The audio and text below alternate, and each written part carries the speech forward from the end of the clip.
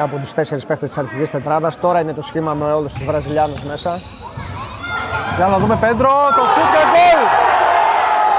Ανοίγει το σκορ εδώ στο κλειστό γυμναστήριο του Λαυρίου, ακριβώς στο 5ο λεπτό της αναμέτρησης. Μόλις είπες coach ότι γέμισε Βραζιλιάνους μέσα η ομάδα του Δούκα, γύρισαν την μπάλα σε κάνανε ένα καταπληκτικό στημένο από πλάγιο. Με κίνηση, με προσποιήσεις, με πίσω πάτημα, εξαιρετικό στημένο. Για τον Wesley, οι κόντρες και ο Πέντρο βγαίνει μόνος του τώρα. Για να δούμε τον Πέντρο. Έχει τον Τζίνα δίπλα του.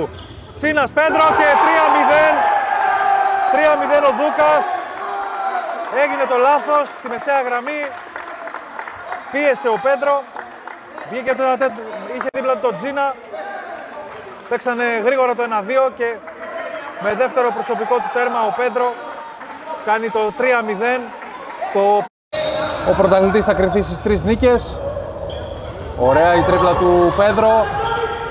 Στο παιχνίδι μας με τον Δούκα τώρα από τα πλάγια να κάνει μια επαναφορά στην καρδιά της άμυνας. Ροντρίγκο τώρα με το αριστερό. Πιο καλή και πιο κινητική και πιο αποφασισμένη ίσως. Έχει θεωρώ και ένα πλεονέκτημα εδώ. Έχει κάνει ένα rotation με περισσότερα άτομα. Νομίζω 9 αν δεν κάνω λάθος, ίσως και παραπάνω. Ο Δούκας είναι λίγο πιο σφιχτό το rotation.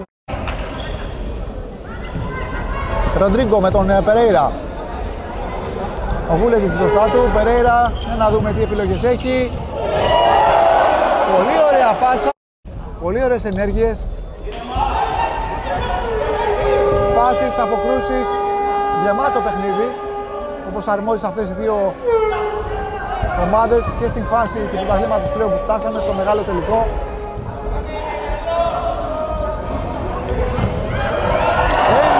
Μεγάλη εκατοστά από το αριστερό αποφάρει του Χαραλαμπόπουλου.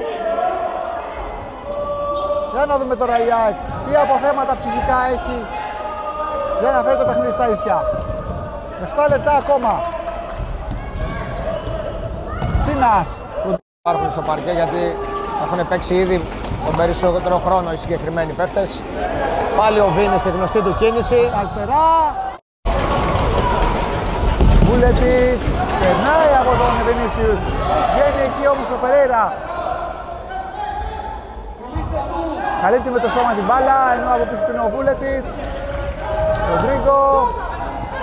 Σπάνε ωραία το pressing οι παίχτες του Δούκα.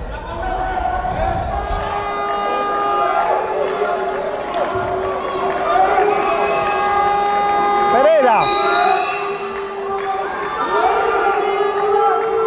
Τα αριστερό δυνατά. Καραβίδας και Ένση στην μπάλα. Ένση. Σουτ και γκολ.